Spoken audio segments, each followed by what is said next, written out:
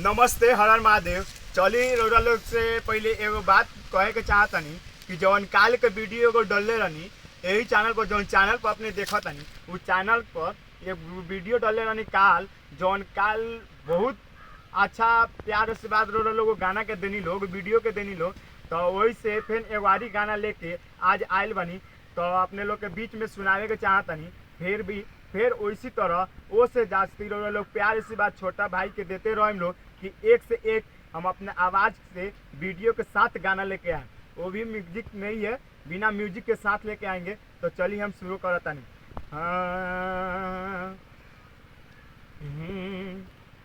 गाना सुन ले लोग तो अच्छा लगी तो लाइक कमेंट शेयर जरूर करें हम लोग छोटा भाई के लिए, अपना छोटा भाई समझ के। तोहरा गावे आइब तो बोलैबू कि ना, हमके एक लोटा पानी पियबू कि ना।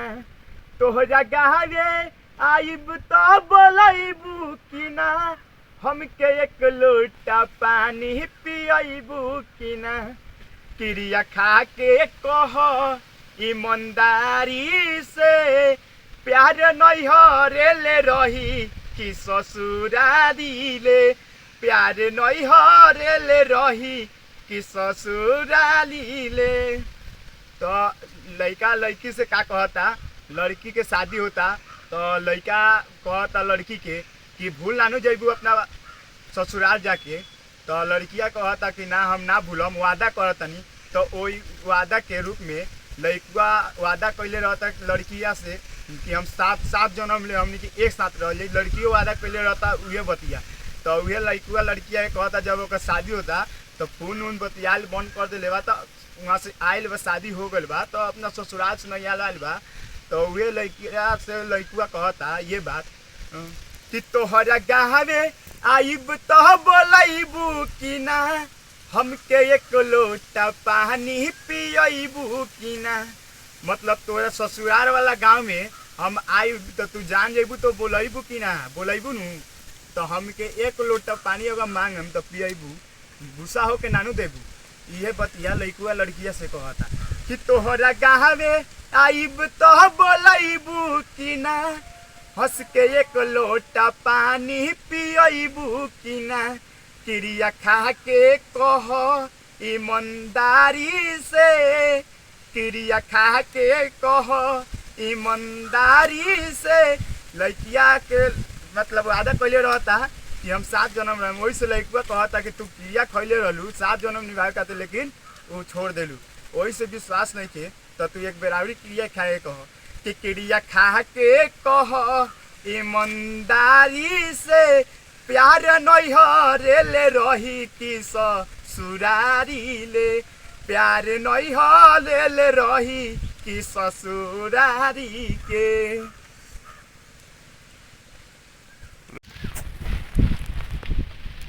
पियावा के झोली में जइबू तू झूल हो, हमरे के जान तू जइबू भूल हो। कि पियावा के झोली में जइबू तू झूल हो, पियावा के झोली में जइबू तू भूल हो। हमारा के जान तू जइबू भूल हो। कि क्रिया खा के कह ईमानदारी से, कि क्रिया खा के कह ईमानदारी से।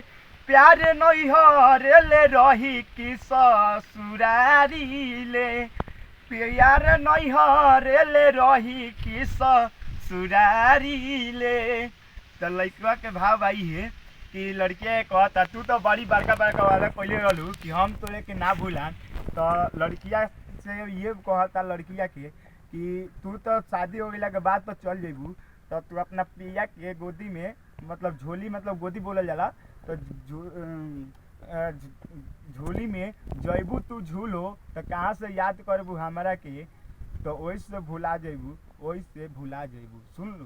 तो लड़किया कहता कि ना ऐसा बात नहीं के, मौका ना मिलेला वही से फोन ना कर पाइले तो ना बात बोला, काहे ला इतना गुस्सा तारो। तो लड़कवा कहता कि तू तो बड़ा झूठ बोलू गरा, तो तोरा पर केंग हम विश्वास करी।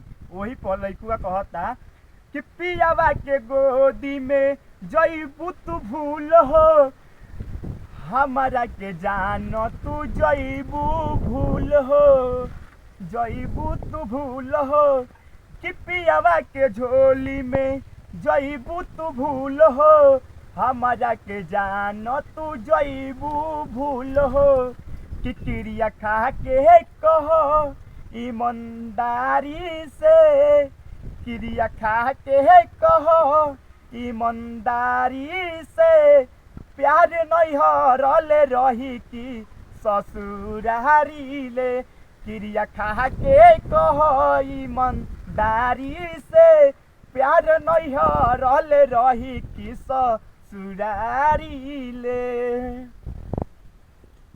कि सचिन सवरिया के दे देलू धोखा पियावा से निकालो तारू तू तो मौका कि सचिन सवरिया के दे देलू धोखा अपना तो पिया से निकालो तारू मौका कि क्रिया खा के कहो ईमानदारी से कि क्रिया खा के कहो ईमानदारी से प्यार नहीं हरले रही कि ससुरारी ले क्रिया खा के कहो ईमानदारी से प्यार नहीं हरले रही कि ससुरारी ले।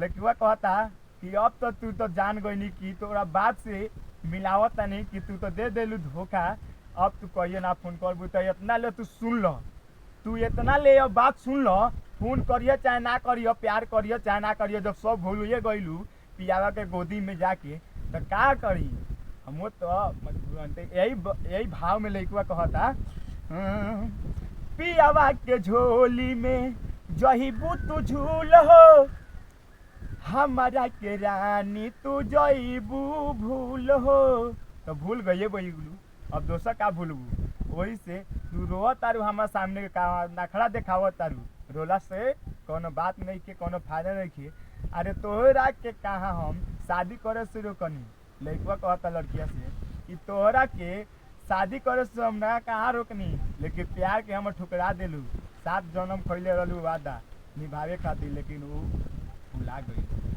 तो यही भाव में बा। तो कैसन लागल आप लोग के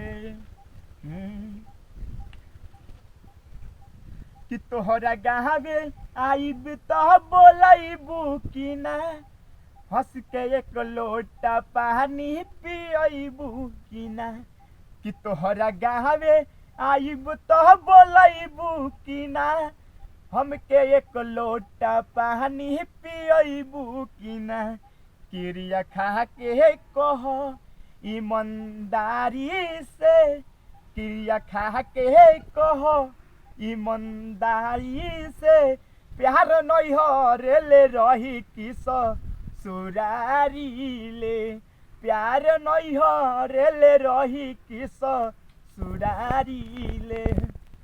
तो कैसा लागल आप लोग के बीच में गाना ले हो तो कैसा लागल हो लौटा लोग के हमको पता है कि अच्छा लागल हुई एमे कोनो गलत शब्द नहीं थे लड़का लड़की की कहानी बा प्यार के तो हुए सुनैनी अपने लोग के बीच में तो लौटा लोग के अगर अच्छा लागल हुई तो प्यार से बात जरूर दे हम लोग कि छोटा भाई समझ के शुरुआतों में कहनी अभिनय कहता नहीं कि रौरा लोग प्यार से बात देते रहे में सही है तो रौरा लोग के खातिर एक से एक गाना लेके आम लेकिन गलत गाना लेके ना है जौन भी गाना लेके आप ऐसे बेहतर गाना आई कौनों में खराब ना रही तो रौरा लोग से विनती बा कि अच्छा लागल हुई तो कमेंट में जरूर लिख के बोले हम लोग कमेंट हम पढ़म कि का हमरा में गलती बा का ना बा का दिक्कत हुई वहाँ जरूर लिख के हम लोग कमेंट में कि हम लोग पास मैसेज रौरा लोग के आवे कि हाँ रौरा लोग के का लागल गाना में का खराबी लागल का अच्छा लागल ये अपने लोग से विनती बा कि जरूर करें। लेकिन हाँ जे भी भाई अगर नया हमारे चैनल पे आए हैं वीडियो देख रहे हैं तो आप लोग से प्लीज़ विनती है कि प्लीज़ सब्सक्राइब जरूर कीजिएगा बेल आइटम जरूर बताइएगा लाल घंटी दबा के कभी ना भूलिएगा कि सबसे पहले का आप ही के पास जाएगा लाल घंटी दबाइएगा जरूर। तो लाइक कमेंट जरूर शेयर करें लोग छोटा भाई के लिए।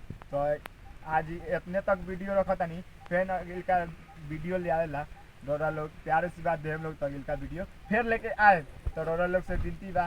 नमस्ते, जय हिंद।